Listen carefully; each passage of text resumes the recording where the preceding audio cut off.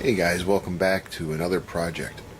This one is going to be my contribution to the Batman community build going on the ASM Facebook page. Yeah, it took me a while to finally decide. I was going back and forth between the different subjects, but this one is the one that's been standing out, and this one is the one I'm finally giving the nod to. What you're seeing here is a resin cast figure of Batgirl, okay? All solid resin. And she's pretty big too. I mean, she's standing in at,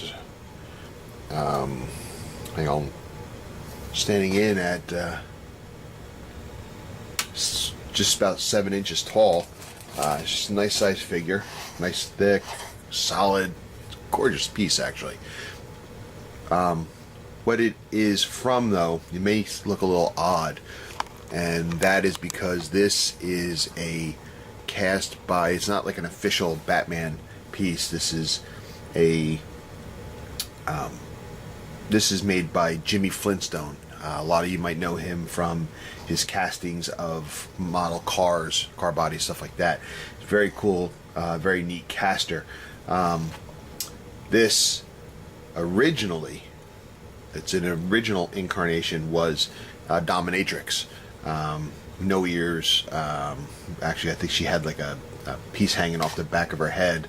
And then her Batarang was actually a cat of nine tails hanging down. And as you can see by the chest there, Jimmy has a very erotic twist to his sculptings. But then he, at some point, turned around and turned it into Batgirl, which is pretty cool. It has the, to me, it's got the feel of the Birds of Prey, okay, not the Barbara Gordon fluffy from the 60s.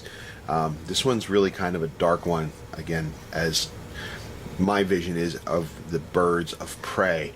The piece that I don't like is that it doesn't have her hair showing, but it's still kind of a cool piece.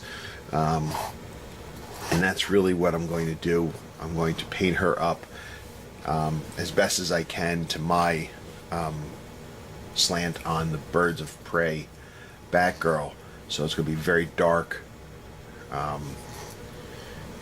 Very dark. I don't know what else to say. But we'll start at the top. It's a little hard to see with solid resin and the lights and everything. So I tried to put a background that you can see, but this is kind of what she looks like there, okay? This is her head and face. As you can see, there's some trimming need to be done on her nose and her chin area there. She's kind of got that gobble thing going on her throat right here. A little, but we can take care of that. Nose is kind of witch-like too, but again, we could fix that. If you look at the front of her cowl, if you can see it in the light, it's got the shape of the bat in her mask, which is kind of cool. Alright, we're going to work with that, see if we can accentuate that a little bit. Alright. Moving down, again, not trying to be geeky here, but again, you can see the Dominatrix here. We're going to have to smooth these out, get rid of those. I know some people will say, what you talking about? But yeah, they got to go. It's just, I don't think it's very fitting for the Barbara Gordon model here. You can also see just above them, if you can take your eyes off of these for a second, you can see right there is the bat emblem on her chest, which is kind of neat. Alright. Scroll down, you can see her hand is holding on the inside of her cape, so you can see the detail there, which is very nice. You can see the utility belt there. And then we come to the Batarang that she's holding. Scroll down the inside, the legs. You got the top of the high boots here, inside of the cloak, which I'm thinking dark colors here, but I really like the look of the yellow on the inside of her cape that you see many times, so I think I'm going to go with that just to accentuate it and make it stand out a little bit. Okay, but you can see the detail there. It's pretty neat. Down to her boots. Alright, kind of neat. And then we'll go back up again, up her cape, so you could get a look at that. The detail really is kind of cool. Again, it's going to take some work. There's some seam lines here and there, and as you saw down here, the cape is a little rough. It's going to need to be trimmed up, but we can take care of that too. But going up, the drape of the cape and everything is really nice. I'm not crazy about this piece, but again, you know, it's what I got to work with. I would have preferred to see that nice red hair of hers, but it's just not the way this is made. But again, it's alright. When it's done, we'll know who it is. And we're going to think it's pretty cool. Well, hopefully. But anyway, guys, this is my contribution to the Batman group build. We're going to get to work on this. We're going to start cleaning it up. There's some spots that really need some touching up on. And then we're going to work on washing her and getting some painting. So hang on, we'll be right back. Alright, so we're still working on our Batgirl, and we're trying to get her prepped. And there's a lot of prep that's going into this cape, this build so far, because there's a lot of seam lines. There's a seam line that's coming down from here. It comes down, whoops, coming down here like so, and then it blends into the cape there. Of course, it goes up the collar, the cape, and down on the inside, up her side of her head, and through her ears, of course, and then down this side, up and over, and then on this side, it comes down something like that. Okay, so you get an idea.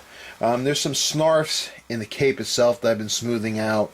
Doing pretty good with that. There's still some work in these areas that have to be done. I haven't touched her nose and her gobble chin yet. I'll get to that in a little while. It's good. I'm trying to get the big stuff out. Now, also, and I'm not trying to be a pervert here, but it is a figure, so we're going to look at this. If you'll notice here, compared to earlier in the video, you can see I worked on this breast here, and the nipple is gone, and it looks more, I think, more appropriate. Not that I have anything against breasts and nipples, but just for this build it doesn't really make sense. So I didn't do this one yet, just so you could see the difference in the two, and we're going to get to work on this one next. Another thing that I want to do, I hope to do, is if you look here at her boomerang, okay, it's really thick in here. So what I'm hoping to do, and I don't know if I'll be able to do it, I'm going to see what happens. I'm going to try to hollow the back of this out a little bit if I can. I'll take a file or something and see if I can't get in there and make a 3D this, so you have the boomerang in front and some space behind here. Then the other piece I need to address, or I feel that I need to address, is right there in her boot. Okay, because you've got her boot comes up here and then down on the heel, so this is theoretically should be all hollow. So I very well may attack this. Again, I don't know if I'm going to or not. I don't know. My skills with resin are very, very limited, so I have to see how it reacts.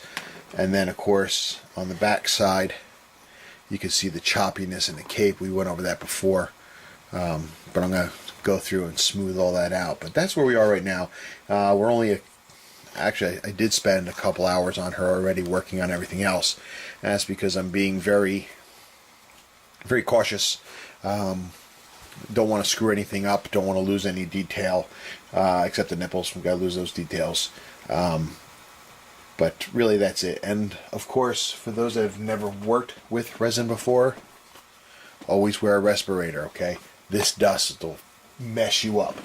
All right, you don't want to get that in your lungs. So, all right, take heed. Okay, so we'll be right back.